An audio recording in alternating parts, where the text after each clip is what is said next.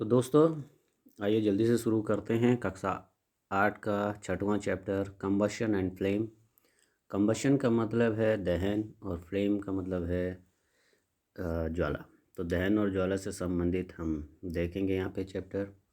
सबसे पहले आप ये समझ लीजिए कि व्हाट इज कंबशन। कंबशन क्या है? कंबशन क्या है यहाँ पे लिखा हुआ है आपका, देखिए। A chemical process in which A substance react with oxygen to give off heat is called combustion। यानी कि ऐसी रासायनिक प्रक्रिया जिसके द्वारा कोई पदार्थ जब जलता है तो वो हमें ऑक्सीजन के साथ जल करके ऊष्मा प्रदान करता है, हीट देता है। उसी को हम कंबशन कहते हैं, यानी कि दहन कहते हैं। और जो भी पदार्थ इस तरह से दहन होता है उसको दहनीय पदार्थ कहते हैं, कंबस्टिबल मैटर कहते हैं। कंबस्टिबल दहनीय पदार्थ कहते हैं, कंबस्टिबल पदार्थ कहते हैं। इसको हम फ्यूल भी कहते हैं। फ्यूल यानी कि ईंधन, फ्यूल को हिंदी में ईंधन कहते हैं। तो ऐसे पदार्थों को हम ईंधन भी कहते हैं। और ईंधन सॉलिड भी हो सकते हैं, लिक्विड भी हो सकते हैं, गैस भी हो सकते हैं। ठोस, द्रव्य, गैस कुछ भी हो सकते हैं, जैसे कि आप यहाँ पे देख रहे हैं लिखा हुआ। कभी कभी इससे हमें लाइट भी मिलती है, प्रकाश भी मिलता है कंबशन के दौरान, यानी कि दहन के दौरान। ठीक है, तो इसी प्रकार से हम आगे बढ़ते हैं। आगे क्या लिखा हुआ है देखें। देखो। हाँ, यहाँ पे बूझो कह रहा है कि we were told that food is a fuel for our body. हम ये भी कहते थे कि भोजन हमारे शरीर के लिए ईंधन का काम करता है। तो वास्तव में ये भी सही बात है, क्योंकि पहेली इसका उत्तर यहाँ पे दे रही है कि राइट सो। क्यों ऐसा बिल्कुल सही है, क्योंकि in our body food is broken down by reaction with oxygen and heat is produced.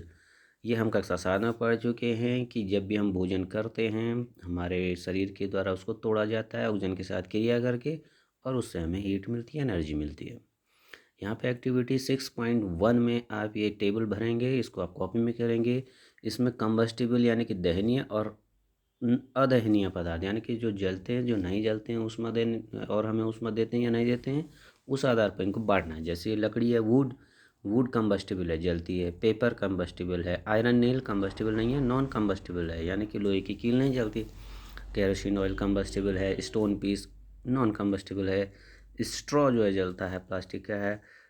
Charcoal जलता है। मैच स्टिक जलती है। ग्लास यानी कि कांच नहीं जलता। तो इस प्रकार से आप इस टेबल को अपनी कॉपी में बना लेंगे। यहाँ पे साथ में आप एक एक्सपेरिमेंट एक्टिविटी 6.2 किया गया है, जिसमें आप देख रहे हैं, इस चित्र को भी आप अपनी कॉपी में बनाएंगे। यहाँ पे आप देख रहे हैं कि एक हमने क्या लिया है, मोमबत्ती ली है। मोमबत्ती को जला रहे हैं और उसके ऊपर से हमने एक जार रख दिया है या कांच का गिलास रख दिया है। लेकिन साइड में यहाँ पे आप देख रहे हैं कि दो हमने नीचे लकड़ी के गुटके टाइप के रखे हैं, जिनसे हवा पास हो सकती है। तो यहाँ से क्योंकि हवा पास हो रही है तो ये फ्लेम जल रहा है। लेकिन यहाँ पे से हमने क्या किया, ये लकड़ी के गुटकों को हटा दिया है।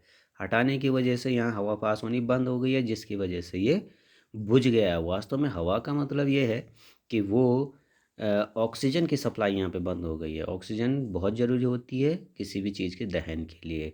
यहाँ पे दहन होना बंद हो गया है, इसलिए मोमबत्ती बुझ गई है, क्योंकि ऑक्सीजन की सप्लाई बंद हो गई। यहाँ पे भी आप देख रहे हैं, या तो हम ये भी कर सकते हैं कि एक इस प्रकार का हम पारदर्शी गिलास ले सकते हैं, जिसमें हम मोमबत्ती को जलाएं और ऊपर खुला रहे वो। और जलने के बाद जब हम ऊपर से इसको ढक दें किसी लिड के द्वारा, किसी तस्तरी या किसी भी ढक्कन के द्वारा, तो वो भी बुझ जाता है, क्योंकि यहाँ पे ऑक्सीजन की सप्लाई फिर से बंद हो जाती है। तो इससे पता चलता है इस एक्सपेरिमेंट से कि किसी पदार्थ के लिए जलने के लिए, दहन के लिए ऑक्सीजन की बहुत आवश्यकता होती है। बिना ऑक्सीजन के कोई पदार्थ नहीं जलता है। तो आप ये काम कर सकते हैं। इसको अपनी कॉपी में बनाएं। देखो यहाँ पे बूझो कह रहा है कि we have read the sun producers its own heat and light, is it also some kind of combustion. ये कह रहे हैं कि हमने सूर्य में भी ये भी पढ़ा है, सूर्य के बारे में पढ़ा है कि वो भी अपनी ऊष्मा और प्रकाश उत्पन्न करता है, सूर्य। तो क्या वहाँ भी कम्बशन होता है, दहन होता है? तो क्या है यहाँ पे देखो, सूर्य में क्या होता है, इंसान heat and light are produce by nuclear reactions. और इस बारे में आप आगे पढ़ेंगे। तो वो एक परमाणुवीय अभिक्रिया, न्यूक्लियर नाभिकीय अभिक्रिया होती है, जिसके द्वारा सूर्य में प्रकाश और हीट उत्पन्न होती है, ऊष्मा उत्पन्न होती है। इसको आप आगे पढ़ेंगे, अब आगे की क्लासेस में पढ़ेंगे। अब आप देख रहे हैं यहाँ पे एक चित्र यहाँ पे दिख रहा है। देखो सपोज़ किसी व्यक्ति के कपड़ों में आग पकड़ लेती है किसी कारण से, तो आप क्या करेंगे? उसको कैसे बुझाएँगे? एक्सटिंग्विश का मतलब होता है बुझाना, आग को बुझाना। तो यहाँ पे आप देख रहे हैं कि उसको ब्लैंकेट के द्वारा कवर करके आप उसको बुझा सकते हैं। सपोज़ किसी के कपड़ों में आग लग गई है, तो आप ब्लैंकेट उसमें डाल दें, कंबल से उसको लपेट दें, तो उसकी आग बुझ जाएगी। कारण ये है कि वहाँ पर ऑक्सीजन की सप्लाई बंद हो जाएगी। ऑक्सीजन जो है हमारे चारों तरफ वायुमंडल में है, जिसकी वजह से वो जलता है। तो इसकी सप्लाई हम बंद कर देंगे तो आग बुझ जाएगी। तो ये किया जाता है, कभी भी इस तरह से किया जाता है आग बुझाने के लिए।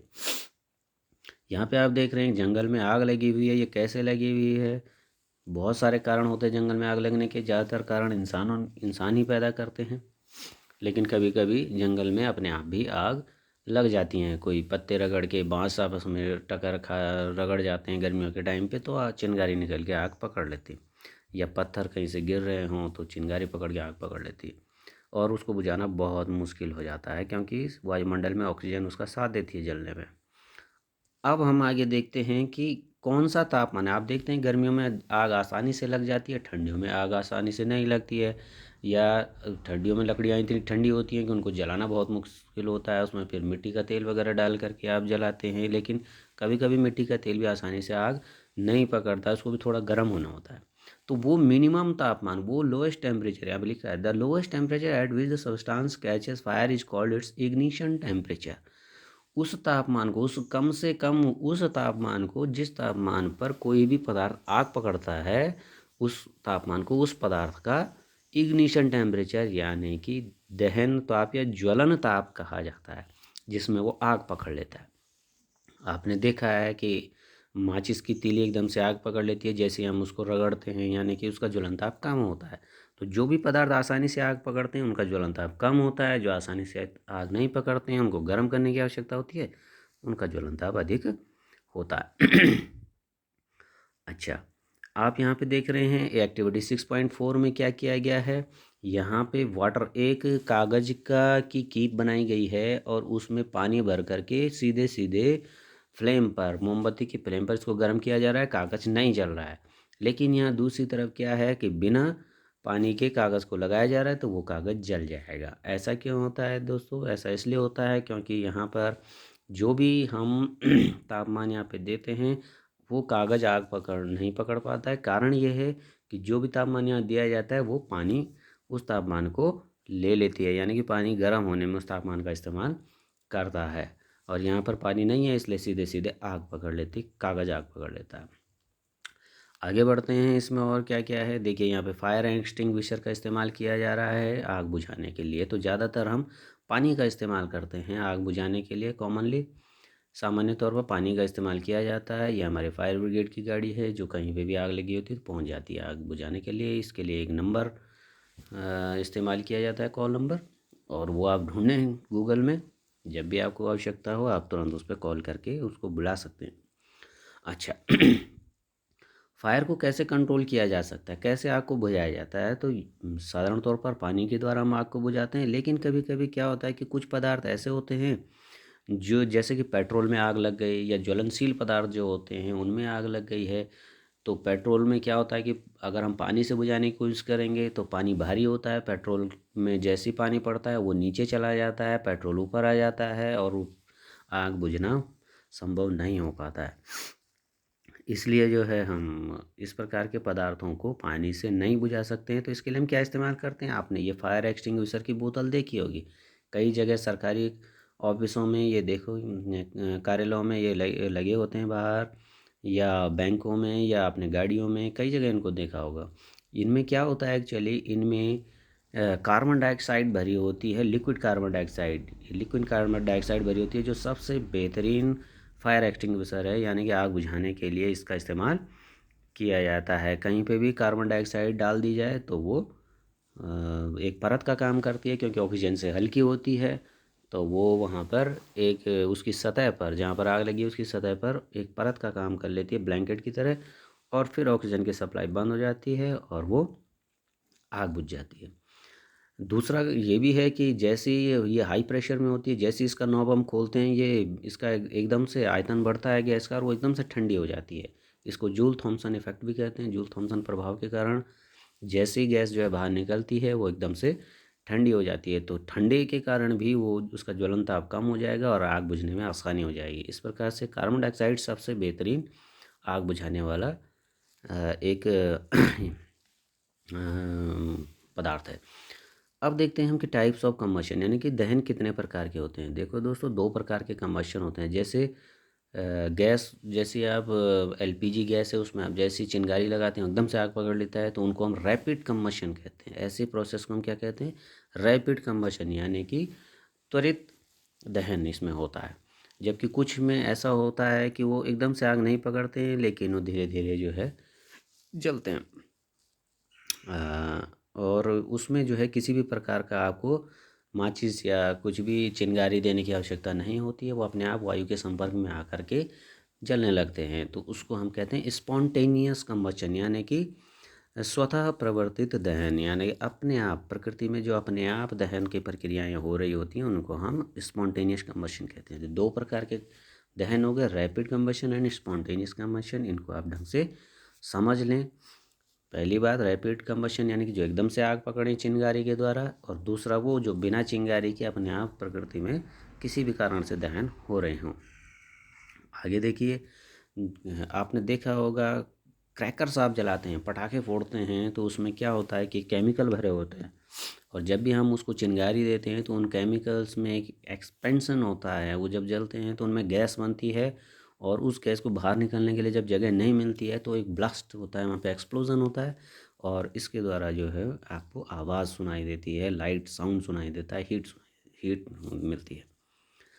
अब आप आ जाइए फ्लेम पे। फ्लेम यानी कि ज्वाला क्या है? देखिए, यहाँ पे अब लैंप जल रहा है, मोमबत्ती जल रही है, और ये बंसन बर्नर जल रहा है। देखिए, लैंप ज्वाला और बंसन बर्नर, ये लैंप की ज्वाला है, ये मोमबत्ती की ज्वाला है, ये जो है गैस के द्वारा, एलपीजी गैस के द्वारा जल रहा है, एक बर्नर है। इनकी फ्लेम में आप अंतर देख सकते हैं, थोड़ा सा अंतर इन दोनों में है, और इसमें ये एकदम नीली लौ के साथ ये जल रहा है। इसमें आप मिट्टी का तेल भरते हैं, इसमें वैक्स जलता है, मोम जल रहा होता है, और इसमें गैस जल रही होती है। तो थोड़ा थोड़ा अंतर इन सब में है। यहाँ पे आप देख सकते हैं कि ये टेबल 6.2 आप भरेंगे। कैंडल, मैग्नीशियम, कैम्फर, कैम्फर यानी कि कपूर, केरोसिन स्टोव, मिट्टी के तेल का स्टोव, या चारकोल, जब इनको आप जलाते हैं तो इनसे फ्लेम बनती है, ज्वाला बनती है या नहीं बनती है, इनको आप यहाँ पे भरेंगे। आगे बढ़ते हैं, स्ट्रक्चर ऑफ फ्लेम। फ्लेम हम देखेंगे कि फ्लेम यानी कि ज्वाला का स्ट्रक्चर कैसा होता है, कैसे बनी होती है। यहाँ पे एक प्रयोग दिखाया गया है।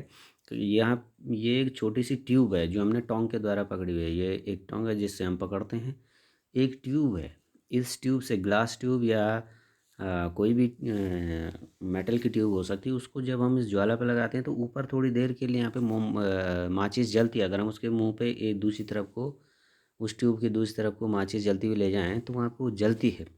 उसका कारण ये है कि जब ये मोम यहाँ से जलता है तो यहाँ से कुछ वेपर्स, मोम की वेपर्स निकल करके उस ट्यूब के द्वारा बाहर निकल रही होती हैं, और वो ज्वलनशील होता है, इसलिए वो वेपर्स जल रही होती हैं। ऐसा और किसी के साथ नहीं होगा। जैसे माना आपने कोई दूसरा पदार्थ, चारकोल, माना चारकोल पे आप इस प्रकार से ट्यूब लगाएंगे तो वो नहीं जलेगा, क्योंकि उसकी वेपर्स नहीं बनती इस प्रकार से। यहाँ पे आप देख रहे हैं, ये एक प्रयोग किया गया है। इसमें एक कांच की स्लैब है जिसको टोंग के द्वारा पकड़ करके सीधे सीधे मोमबत्ती के ऊपर रखा है। तो यहाँ पे काला काला कुछ हमें मिला है, इसको कार्बन बोलते हैं। यहाँ पे कार्बन इकट्ठा हो गया है। एक्चुअली ये कार्बन कौन सा है? ये इस मोम से निकला हुआ कार्बन है, जो जला नहीं है, जो बिना जला हुआ रह गया है। इसको ऑक्सीजन नहीं मिल पाई क्योंकि हमने ऊपर से कांच की स्लैब रख दी, जिस वजह से उसको ऑक्सीजन की कमी हो गई और वो नहीं जल पाया, कार्बन वहाँ पे इकट्ठा हो गया। यहाँ पे कॉपर वायर को जलाया जा रहा है। आप देख रहे हैं यहाँ पे कॉपर वायर जो है जल रही है अलग ही लौ के साथ। उसका अलग ग्रीनिश कलर है, ग्रीनिश रेडिश कलर है, उससे वो जल रही है। और इसके साथ ही हम आगे अब देखते हैं कि ज्वाला के क्या क्या पार्ट्स होते हैं। ये बहुत महत्वपूर्ण चित्र है, इसको आप ज़रूर बना लें। यहाँ पे आप देख रहे हैं different zones of candle flame. ये कैंडल है, वैक्स कैंडल। वैक्स का मतलब क्या होता है? वैक्स मतलब मोम, मोम की कैंडल है ये, मोमबत्ती। Inner most zone of unburned wax vapour black. यहाँ पर ये वाला जो रीजन है, सबसे नीचे जो ये रीजन दिख रहा है ये ब्लैक है, जहाँ जो बिना जला हुआ रह गया है। उसके बाद ये मिडिल जोन है येलो कलर का, जिसमें कि मॉडरेटली हॉट है। सबसे नीचे आपका लीस्ट हॉट, लीस्ट हॉट मतलब सबसे कम गर्म गर्म यहाँ पे होगा। उसके बाद थोड़ा सा ज़्यादा गर्म यहाँ पे येलो वाला होगा। उसके ऊपर हॉटेस्ट पार्ट होगा जो आपको ब्लू कलर में यहाँ पे दिख रहा है, सबसे ऊपर outer most complete combustion blue, ये ब्लू कलर में आपको दिख रहा है, सबसे ज़्यादा हॉट यहाँ पे आपको मिलेगा पार्ट। तो इस चित्र को आप ज़रूर बनाएं, बहुत महत्वपूर्ण है। और इसके अलग अलग पार्ट्स में आप अलग अलग कलर से बनाएं, जिसमें आप ये भी समझें कि कौन सबसे ज़्यादा गर्म पार्ट है, कौन सबसे कम गर्म पार्ट है। ये गोल्ड स्मिथ है, सुनार है, ये भी इसी नीली लौ का प्रयोग करते हैं। देखिए ये बर्नर जल रहा है और उससे फूंक मार करके नीली लौ का प्रयोग करके सोने और चांदी को पिघलाने का कार्य करते हैं जब भी उनको आवश्यकता होती है, तो इस प्रकार से वो इस्तेमाल करते हैं। अब आगे आ जाइए, व्हाट इज़ फ्यूल। फ्यूल क्या है, ईंधन क्या है। ईंधन वो है जो भी पदार्थ जल करके हमें ऊष्मा प्रदान करता है, उसको हम ईंधन कहते हैं। जैसे कि आप लकड़ी जलाते हैं, पेट्रोल जलाते हैं, चारकोल, केरोसिन, मिट्टी का तेल वगैरह जलाते हैं, तो ये सब ईंधन हैं। और एक अच्छा ईंधन क्या होना चाहिए, इसको आसानी से उपलब्ध होना चाहिए। क्या होना चाहिए, देखो इसके गुण क्या होने चाहिए। इसको जो है आसानी से उपलब्ध होना चाहिए, रेडिली अवेलेबल, चीप, चीप यानी कि क्या होना चाहिए, सस्ता होना चाहिए। और इसको आसानी से हवा में जलने लायक होना चाहिए। मॉडरेट रेट पे जलना चाहिए, यानी कि एकदम से ब्लास्ट के साथ ना जले और बहुत धीरे भी ना जले, जैसा हमको चाहिए जल्दी से ठीक ठाक रेट पे वो जलना चाहिए। क्या होना चाहिए, आसानी से उपलब्ध हो, सस्ता हो, मॉडरेट रेट पे वो जले और लार्ज अमाउंट में हीट दे, यानी कि हमें ऊष्मा अच्छी मात्रा में दे। कम ऊष्मा देगा तो भी हमारा काम नहीं चलेगा। और कोई भी अवांछनीय पदार्थ, अनडिज़ायरेबल सब्सटेंस, यानी कि अवांछनीय पदार्थ ना छोड़े, जैसे वो कार्बन ना छोड़े, काला ना छोड़े, ताकि हमें दिक्कत ना हो और पॉल्यूशन ना करे। और अभी तक कोई आइडियल फ्यूल इस प्रकार का नहीं, आइडियल मतलब कोई आदर्श ईंधन अभी तक ऐसा नहीं मिला है हमें जो इन सब शर्तों को पूरा करता हो ईंधन की, कि हमें ऐसा ईंधन चाहिए। कोई फ्यूल महंगा है, कोई सस्ता है, कोई ऊष्मा कम देता है, कोई ऊष्मा ज़्यादा देता है, कोई ठोस है, कोई लिक्विड है, कोई गैस है। इस प्रकार से बहुत कोई भी आदर्श फ्यूल अभी तक प्राप्त नहीं है, लेकिन फिर भी हमें कुछ फ्यूल ऐसे हैं जिनका इस्तेमाल करने से हमें काफ़ी मदद मिलती है। तो फ्यूल एफिशिएंसी इसको बोलते हैं, फ्यूल एफिशिएंसी, यानी कि ईंधन के द्वारा कार्य क्षमता किसकी होती है।